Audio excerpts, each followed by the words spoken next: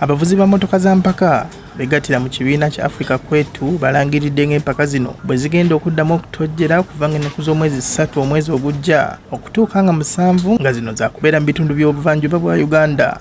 Enteekateeka ziwedde, buli lwolaba nga launch tugikoze kiba kitegeeza buli kimu kiba kiwedde.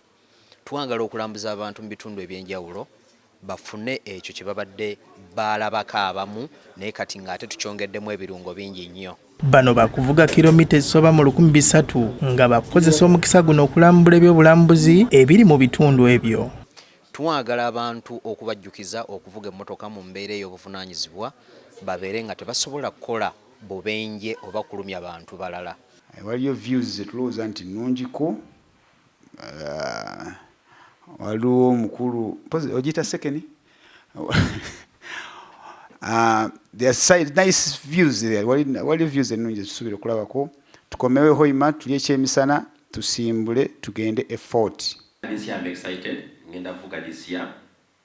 Njano ya emmotoka etanywa nnyo simanyi oba wanakwatagana nani. Waliwo omusajja yakola record ku zayita zimmeka 2 zali zita 3.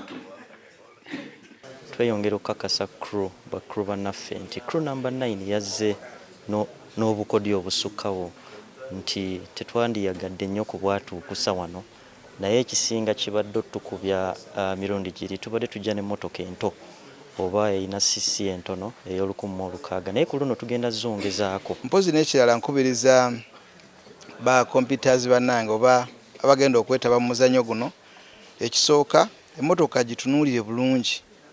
Mmotoka togiparkinga kumala mwaka n'osuubira nti ejja kuperforminga nga bw'oyagala. Wabula mmotoka beera ng'ogivuga most of the time at least kale emirundi 3 week. Tuli wamu na Africa Kwetu omulamu kubatambulira kwe tutambulira kulaba nga ate buli kimu kyonna kigenda mu maaso. Nze Jovan Kibirige, Club KD TV.